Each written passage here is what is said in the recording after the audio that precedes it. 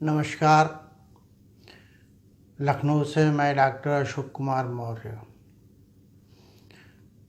मैंने कल यस 1 पर चर्चा की थी और आज हम यस 2 पर बात करेंगे। मैंने कल आपको बताया था कि स्क्रोफुलोसो ग्रुप एक ऐसा ग्रुप है जो गंडमाला की औषधि के नाम से जाना जाता है। स्क्रोफुलो का मतलब होता है गंडमाला। पिछले दिनों मैंने जो बात की थी उसमें बताया था कि लिम्फ की गले में बहुत सी गांठियाँ होती हैं जिन्हें लिम्फ नोड कहते हैं, और इन गांठों में इन्फेक्शन हो जाने के कारण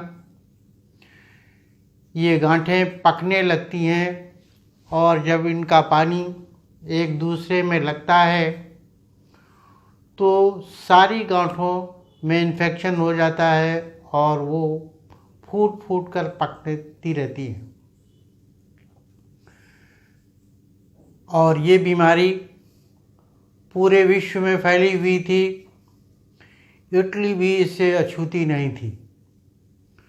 उस समय इसका कोई इलाज न होने के कारण लोग इसमें मिट्टी लगा देते थे ताकि इसका पानी दूसरी गांठों में न लाए, जिससे इन्फेक्शन न फैले। और इस तरीके से इसका उपचार एक बहुत कठिन उपचार होता था। सीजर मैटी ने इसके लिए एक ग्रुप ही बनाया था। उस ग्रुप को स्क्रोफुलोसो कहा गया है। इस ग्रुप को विभिन्न देशों में विभिन्न नामों से पुकारा गया है, इसलिए आज हम इनके नामों पर चर्चा कर लेते हैं। स्क्रोफुलोसो को दूसरी भाषा में स्टोट मेटिल भी कहते हैं। आज हम यस 2 की बात करेंगे। यस 2 का दूसरा नाम स्टोट मेटिल भी है। इसे शॉर्ट में स्टोट 2 भी कहते हैं। और जो थूडरटास ने इसका नाम रखा है वो है लाइकोपोडियम सीपी। लाइकोपोडियम में जो औषधीय गुण होते हैं, पूरी मेडिसिन के औषधीय गुण उसी आधार पर माने गए हैं। उसी के आधार पर उनकी तुलना की गई है कि ये कहाँ कहाँ पर काम करती है। स्क्रोफुलोसो एक ऐसी मेडिसिन है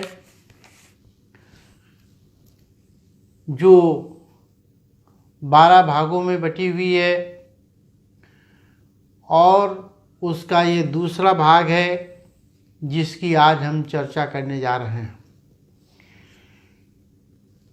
ये मुख्यतः यूरिनरी ब्लैडर की मेडिसिन है। यूरिनरी ब्लैडर से मतलब है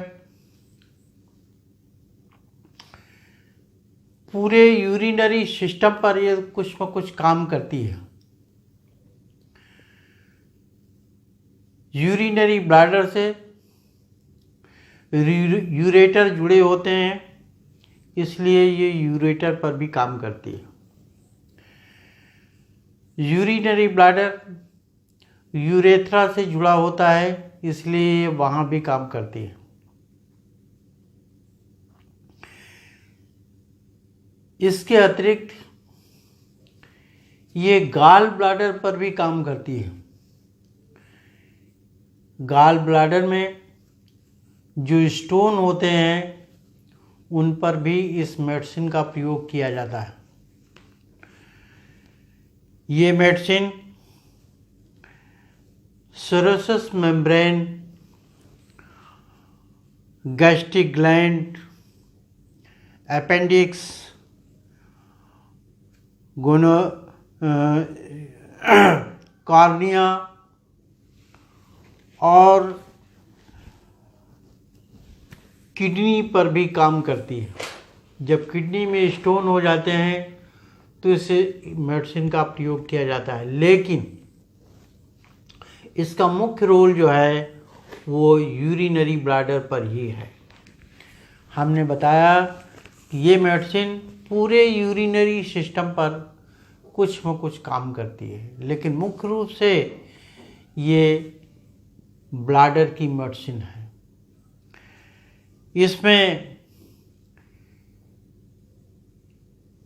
एक रेंज बहुत बड़ी है। जिस तरीके से एस्पिरिन की मेडिसिन थी और उसकी बहुत बड़ी रेंज थी, उसी तरीके से ये मेडिसिन भी है, इसकी रेंज बहुत बड़ी है। इसमें ये मेडिसिन सेरिब्रल और सेरिब्रम पर भी काम करते हैं। ये दोनों भाग मस्तिष्क में पाए जाते हैं। ये मेडिसिन जबड़ा और मसूड़ों पर भी बहुत अच्छा रोल अदा करती है। इस मेडिसिन में वैसे तो इसके लिए एक ग्रुप ही अलग बना, एक मेडिसिन ही अलग बनाई है S12 आँख के लिए, लेकिन इसका रोल S2 का रोल आँख पर भी है। बहुत कम लोग हैं जो आँख में इस मेडिसिन का प्रयोग करते हैं। आँख में किसी तरीके की बीमारी हो तो S2 का प्रयोग करना चाहिए। इसके अतिरिक्त गैस्ट्रिक ग्लैंड और जेनाइटल आर्गन पर इसका काम होता है। अब सवाल इस बात का उठता है, आप लोग एक भ्रम में पड़े होंगे कि कौन सा ऐसा भाग है जहाँ पर ये मेडिसिन नहीं काम करती। जो चीज़ें S1 में, जो मेडिसिन S1 में गिनाई गई वही S2 में है। फिर दोनों में डिफरेंस क्या है? देखिए, दोनों में डिफरेंस बहुत बड़ा नहीं है।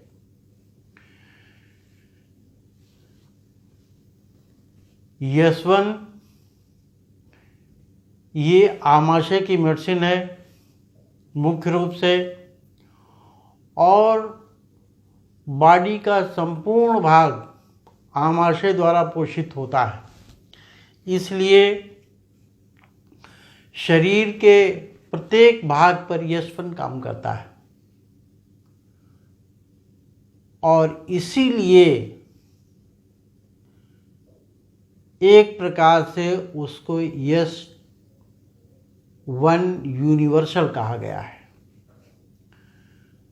उसको ये देखें तो एक फिलॉसफी ये भी कहती है कि वो शरीर के संपूर्ण भाग पर काम करती है।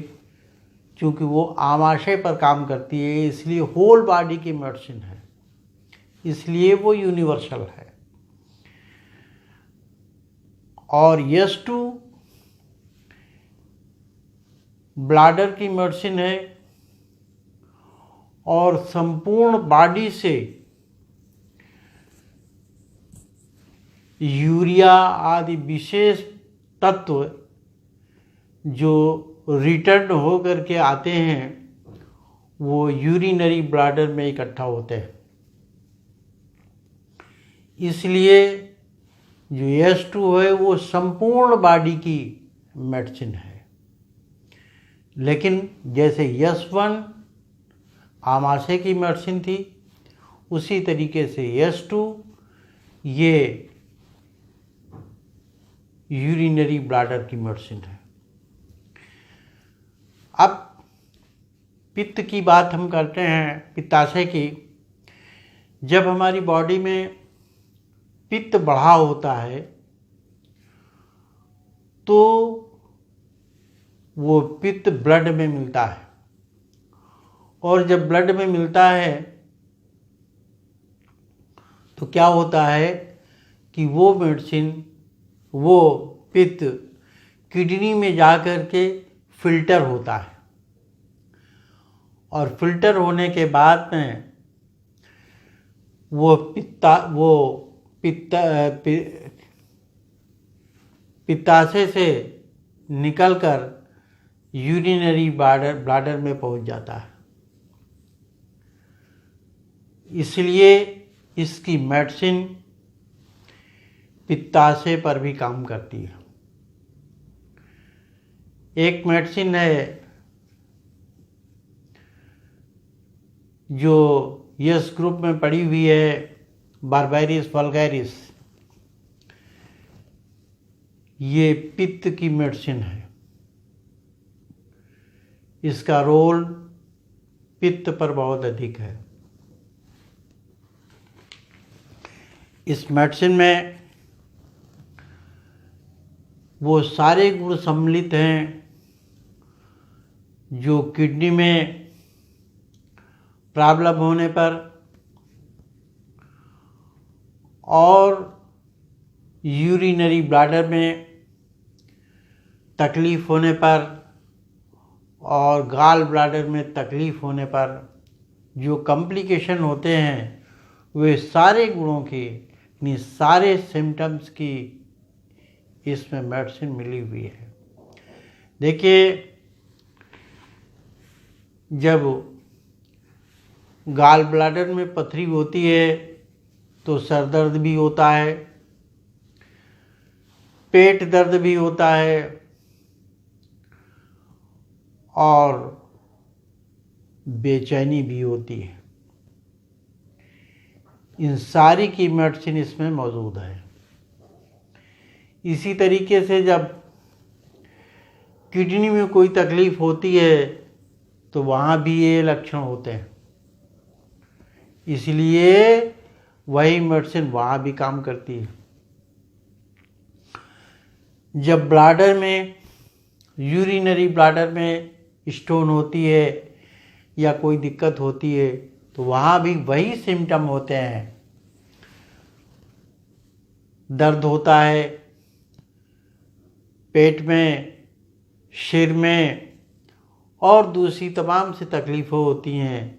इसलिए इस मेडिसिन का कॉम्बिनेशन इस तरीके से बनाया गया है कि ये संपूर्ण शरीर पर काम करे, क्योंकि जब इन चीज़ों में तकलीफ़ होती है तो उसका प्रभाव संपूर्ण शरीर पर पड़ता है।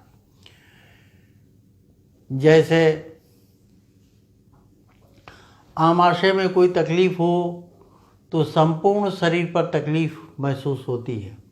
सर दर्द भी होगा, चक्कर भी आएगा, उल्टी भी होगी, घूमनी भी आएगी, हाथ पैरों में भी दर्द होगा, गैस भी बनेगी। तो सारी चीज़ों की मेडिसिन यस-1 में पड़ी हुई है और यस-2 में भी उसी तरीके से सारी मेडिसिन पड़ी है।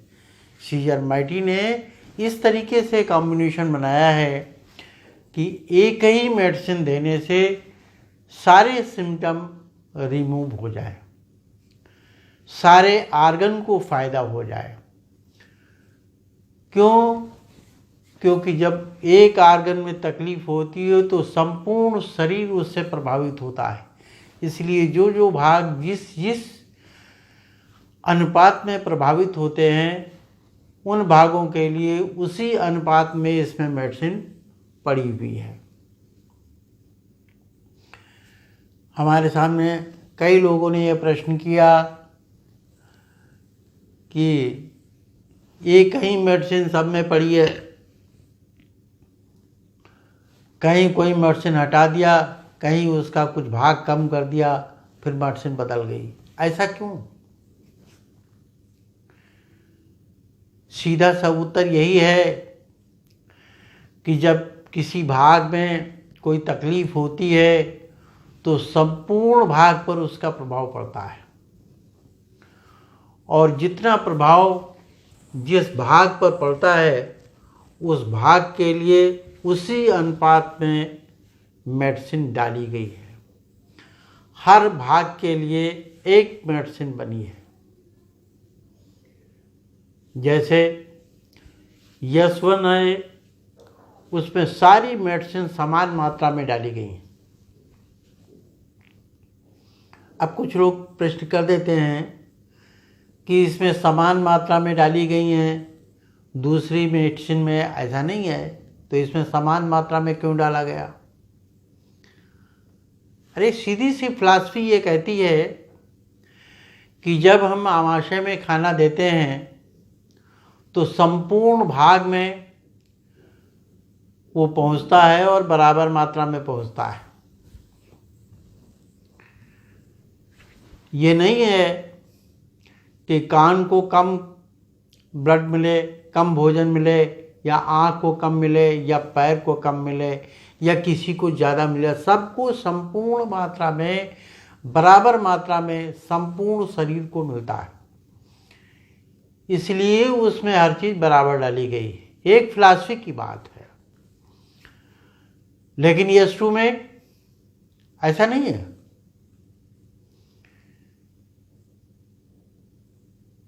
जो ब्लैडर है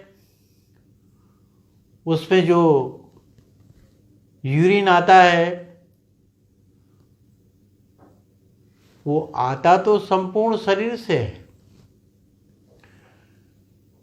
क्यों? क्योंकि जो ब्लड है वो संपूर्ण शरीर से आता है और किडनी में फिल्टर होकर के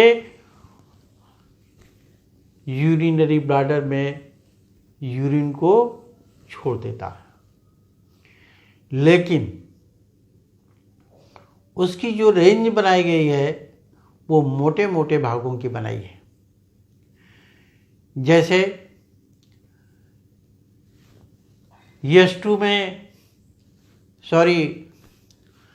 ब्लैडर में तकलीफ होगी, यूरिनरी ब्लैडर में, तो कान में तकलीफ नहीं होगी, आँख में तकलीफ नहीं होती, मुंह में तकलीफ नहीं होती, हाथ सिर दर्द होता है, हाथ में तकलीफ नहीं होती। इस तरीके से जहाँ जहाँ उसकी तकलीफ ज़्यादा महसूस की जाती है उसकी मेडिसिन डाली गई है। दूसरी चीज़, इसमें पेड़ पौधों में औषधि गुणों की रेंज बहुत बड़ी होती है। इस रेंज बड़ी होने के कारण उसमें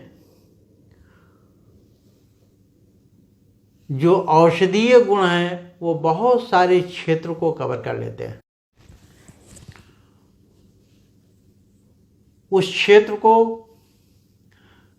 कवर कर लेने से हमें ऐसा लगता है कि इस मेडिसिन में जो क्यूरेटिव पावर है वो बहुत बड़ी है। यस2 में बहुत सारी ऐसी चीज़ें हैं जो बहुत अच्छी हैं। जैसे यस2 पेशाब की बहुत अच्छी मेडिसिन है। पेशाब को खुल कर लाता है। ऐसा इसलिए है कि जब स्टोन होता है तो बॉडी में यदि पेशाब की मात्रा बड़ी होगी तो उसका फ्लो ज़्यादा तेज होगा तो पथरी तेजी से निकल जाती है। हमने देखा है, एक पेशेंट था, उसने एक नट शिलाजीत बेचने आया था, उन्होंने उसको ले लिया और उसकी बताई हुई विधि से उसका सेवन किया और कुछ ही दिनों में उनके ब्लाडर में पथरी हो गई जो 1 mm से जो 10 mm से बड़ी थी। तकलीफ होने लगी, पता चला उसमें पथरी है। जब हमें बात पता चली तो हमने कहा ये हुआ कैसे। तो उन्होंने पूरी कहानी बताई कि एक नट शिलाजीत बेचने आया था, उसको मैंने खाया और तभी से मुझे ये तकलीफ़ है।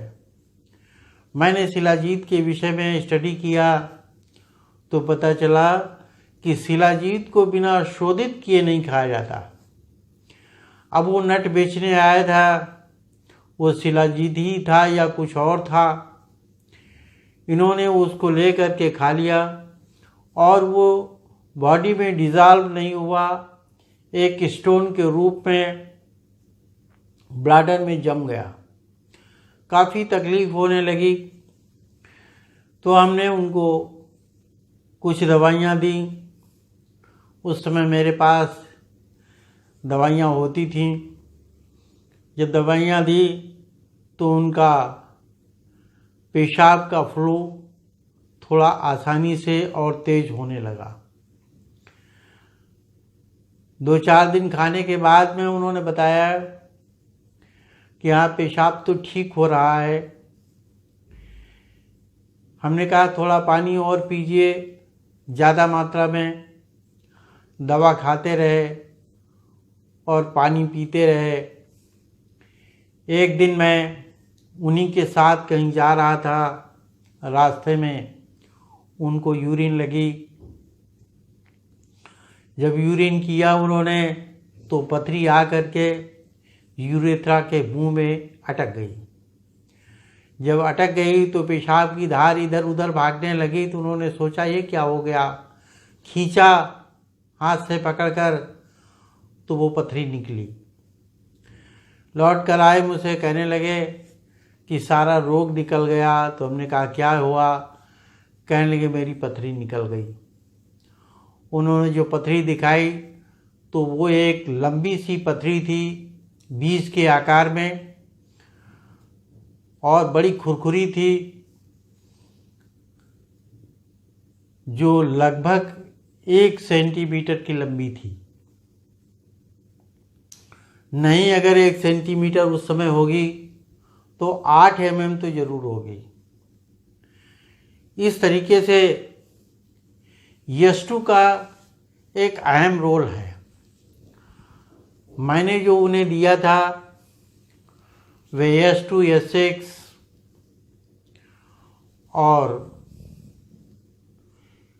जी का कॉम्बिनेशन दिया था।